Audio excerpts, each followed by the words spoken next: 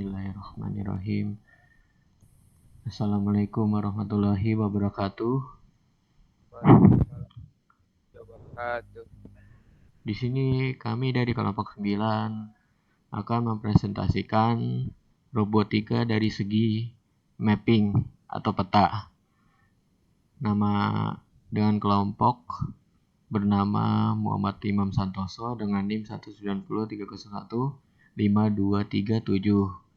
Muhammad Aziz Darmawan 190301522, terus Fajar Iqbal Wibowo 200301533. Selanjutnya akan dipresentasikan oleh teman saya yang lain. Pendahuluan. Robotika adalah studi tentang desain, pengembangan, dan penggunaan robot. Pemetaan dalam konteks robotika adalah proses mengumpulkan informasi tentang lingkungan sekitar robot dan mewakili informasi tersebut dalam bentuk peta.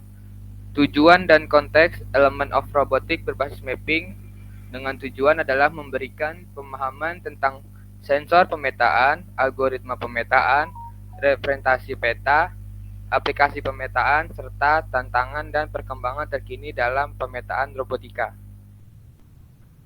Robot dapat menggunakan kemampuannya untuk mendeteksi halangan untuk melokalkan dirinya sendiri, berdasarkan informasi tentang posisi hambatan atau informasi lain pada lingkungan. Informasi ini biasanya disediakan oleh peta. Ini relatif mudah untuk membangun peta lingkungan industri seperti pabrik, sejak mesin berlabuh di lokasi tetap.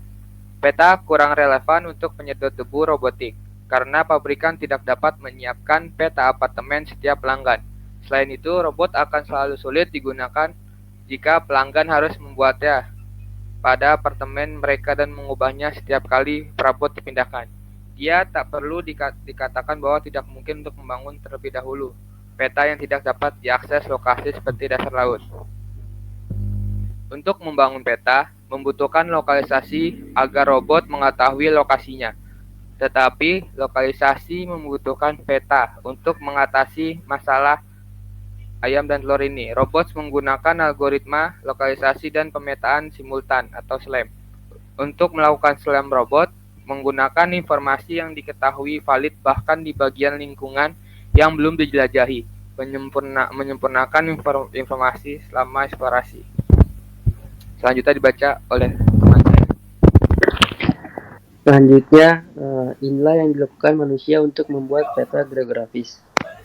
Pengamatan matahari dan bintang digunakan untuk pelokalan dan peta dibuat saat eksplorasi dilanjutkan. Awalnya, alat untuk pelokalan buruk relatif mudah untuk mengukur garis lintang menggunakan sextant untuk mengamati ketinggian matahari pada siang hari. Tetapi pengukurannya akurat bujur, tidak mungkin sampai jam akurat yang disebut kronometer. Dikembangkan pada akhir abad ke-18. Seiring peningkatan lokalisasi, begitu pula peta termasuk tidak hanya tanah dan pantai, tetapi juga fitur medan seperti danau, hutan, dan pegunungan, serta struktur buatan seperti bangunan dan jalan. Sensor pemetaan dalam robotika. Sensor pemetaan memainkan peran kunci dalam memperoleh informasi tentang lingkungan. Beberapa jenis sensor pemetaan yang umum digunakan meliputi sensor jarak, sensor visi komputer, dan sensor inersial. Setiap jenis sensor memiliki kelebihan dan kelemahan tertentu yang perlu dipertimbangkan dalam aplikasinya. Ada sensor jarak. Sensor jarak digunakan untuk mengukur jarak antara robot dan objek di sekitarnya. Sensor ini berupa sensor ultrasonik atau LIDAR. Kelebihannya adalah dapat memberikan informasi jarak yang akurat, tetapi mungkin memiliki batasan dalam deteksi objek yang kompleks. Selanjutnya ada sensor visi komputer. Sensor visi komputer menggunakan kamera untuk mengambil gambar lingkungan sekitar robot. Kemudian, algoritma pemrosesan gambar digunakan untuk mengidentifikasi dan melacak objek dalam gambar. Kelebihannya adalah dapat memberikan informasi visual yang beragam. Ada lagi sensor inersial. Sensor inersial seperti akselerometer dan giroskop digunakan untuk mengukur percepatan di perubahan sudut robot. Informasi ini kemudian digunakan untuk memperkirakan pergerakan dan posisi robot. Kelebihannya adalah dapat memberikan informasi kinematik yang akurat, tetapi mungkin mengalami drive seiring waktu.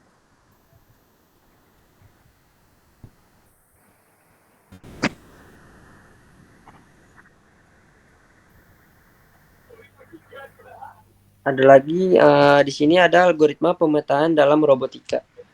Algoritma pemetaan memungkinkan robot untuk membangun peta lingkungan sekaligus menghitung posisi mereka di dalam peta tersebut. Beberapa algoritma yang umum digunakan meliputi simultaneous localization and mapping, FastLAM, GraphSLAM, dan occupancy grid mapping. Dan ada juga algoritma lainnya seperti priority in the frontier.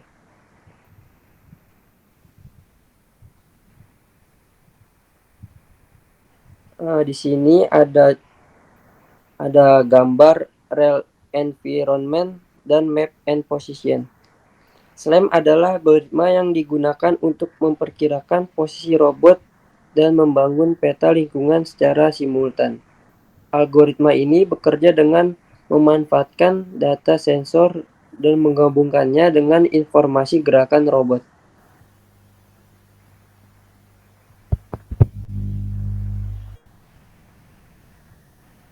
FastLAM adalah algoritma yang menggunakan pendekatan pemetaan berbasis partikel. Algoritma ini memperkirakan posisi robot menggunakan filter partikel dan membangun peta untuk memperbarui partikel yang sesuai. Ada lagi GraphSLAM. GraphSLAM menggunakan representasi graph untuk memodelkan lingkungan sekitar robot. Algoritma ini membangun peta dan memperkirakan posisi dengan memecahkan persamaan dalam bentuk graph yang mewakili hubungan antara pose robot dan fitur lingkungan.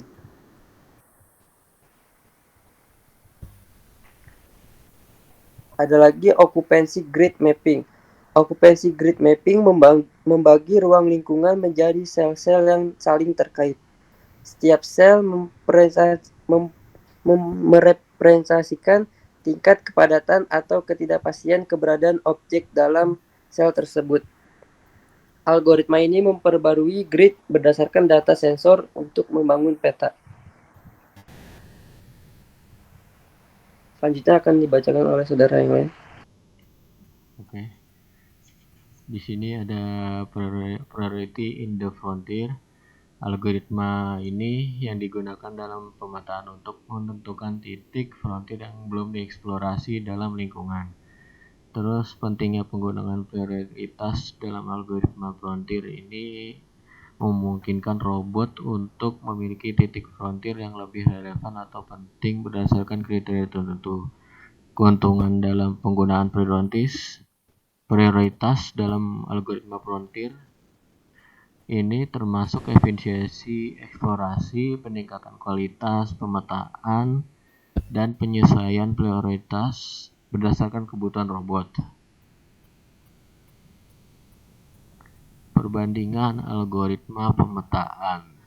Tiap algoritma pemetaan memiliki kelebihan dan kekurangannya yang mempengaruhi penerapannya.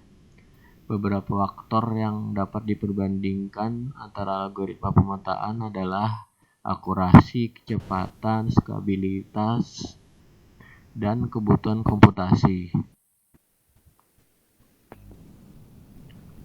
Ada representasi peta di dalam robotika. Peta itu adalah representasi visual dari lingkungan yang dipetakan oleh robot. Ada beberapa jenis representasi peta yang umum digunakan, yaitu peta grid, peta berbasis graf, dan peta semantik. Masing-masing jenis peta memiliki cara yang berbeda-beda dalam mempresentasikan informasi tentang objek dan struktur dalam lingkungan. peta grid. Peta grid membagi lingkungan menjadi grid atau sel yang saling terkait. Setiap sel mempresentasikan tingkat kepadatan atau keberadaan objek dalam sel tertentu. Peta grid biasanya digunakan dalam pemetaan ruang 2 dimensi ataupun 3 dimensi.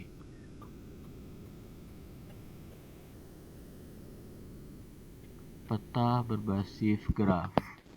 Peta berbasis graf menggunakan simpul dan HG yang untuk mempresentasikan hubungan antara objek dan fitur lingkungan.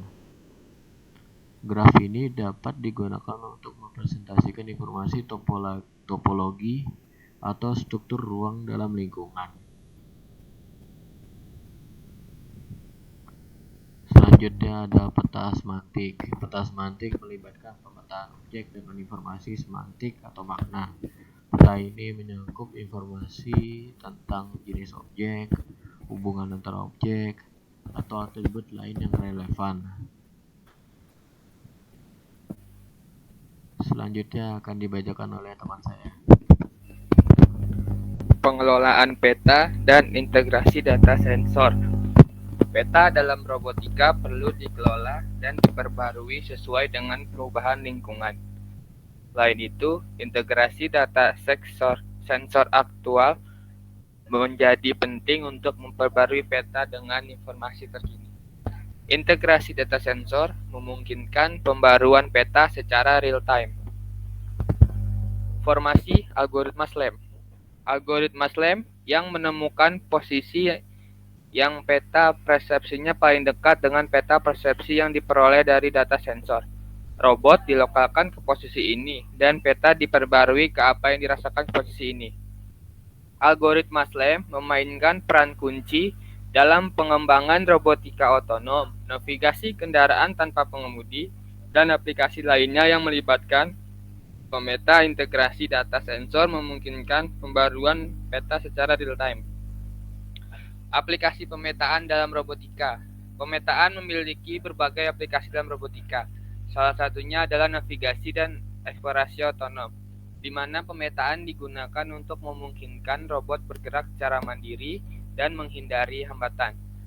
Selain itu, pemetaan juga digunakan dalam pengawasan lingkungan, interaksi manusia-robot, pertanian presisi, eksplorasi ruang angkasa, dan banyak lagi. Tantangan dalam pemetaan robotika. Pemetaan dalam robotika menghadapi tantangan tertentu. Beberapa tantangan termasuk pemetaan akurat dan real-time, pemetaan di lingkungan yang kompleks atau dinamis, integrasi pemetaan dengan sistem navigasi, dan penanganan ketidakpastian atau gangguan. Perkembangan terkini dalam pemetaan robotika. Perkembangan teknologi terkini telah membawa kemajuan dalam pemetaan robotika. Contohnya, termasuk penggunaan kecerdasan buatan dan pembelajaran mesin untuk meningkatkan akurasi pemetaan. Pengembangan sensor pemetaan yang lebih canggih dan menggunakan komputasi awan untuk pemrosesan data yang lebih efisien. Contoh studi kasus dalam pemetaan robotika.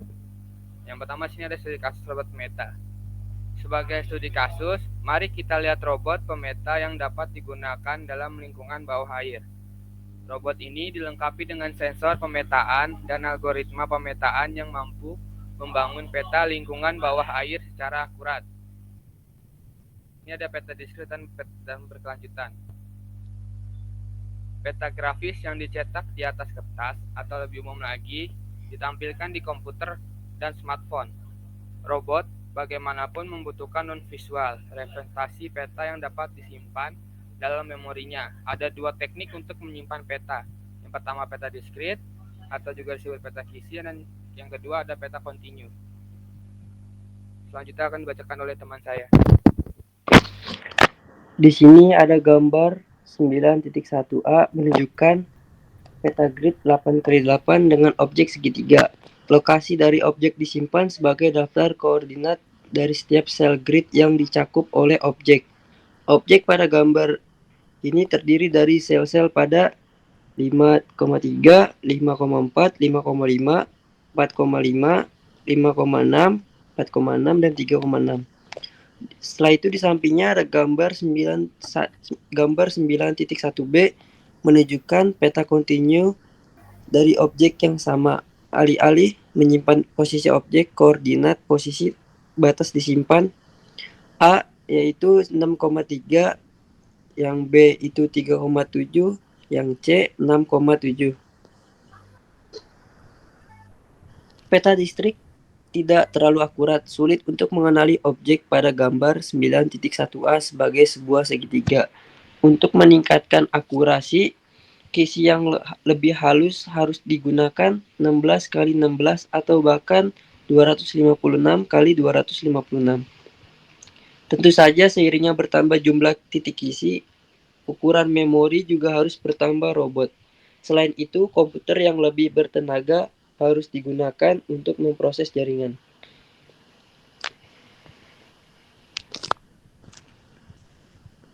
Selanjutnya, jika benda-benda di lingkungan sedikit dan memiliki bentuk yang sederhana, kontinu peta lebih efisien. Selain lebih akurat, pada gambar 9.1b, 3 pasang angka mewakili segitiga dengan akurasi yang jauh lebih besar daripada 7 pasang peta distrik.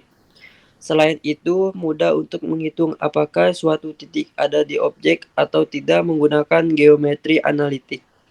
Namun, jika objeknya banyak atau jika objeknya sangat kompleks bentuk, peta kontinu tidak lagi efisien baik dalam memori maupun dalam jumlah perhitungan yang dibutuhkan. Objek pada gambar 9.1b dibatasi oleh garis lurus.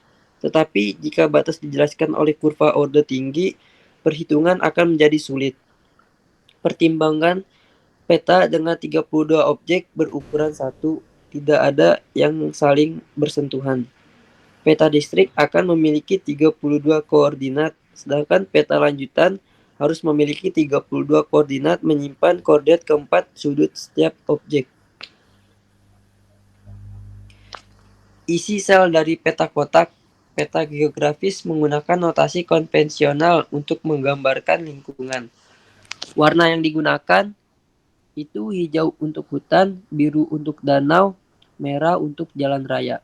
Simbol yang digunakan adalah titik berbagai ukuran untuk menunjukkan desa dan kota, dan garis untuk jalan, di mana ketebalan dan warna garis digunakan untuk menunjukkan kualitas jalan. Robot menggunakan peta kisi di mana setiap sel menyimpan nomor dan kita perlu memutuskan nomor apa yang dikodekan. Contoh lain, status studi kasus dalam pemetaan robotika. Studi kasus navigasi otonom. Studi kasus lainnya adalah aplikasi navigasi otonom menggunakan pemetaan. Dengan pemetaan yang akurat, robot dapat menjelajahi lingkungan yang tidak diketahui secara mandiri, menghindari rintangan, dan mencapai tujuan dengan efisien. Simpulannya, elemen-elemen sangat penting dalam robotika berbasis pemetaan. Pemetaan memainkan peran yang krusial dalam pengembangan robotika yang lebih canggih. Dengan pemahaman yang baik tentang sensor pemetaan, algoritma pemetaan, representasi peta, dan aplikasi pemetaan, kita dapat mengambil langkah lebih maju menuju masa depan yang penuh potensi dalam robotika.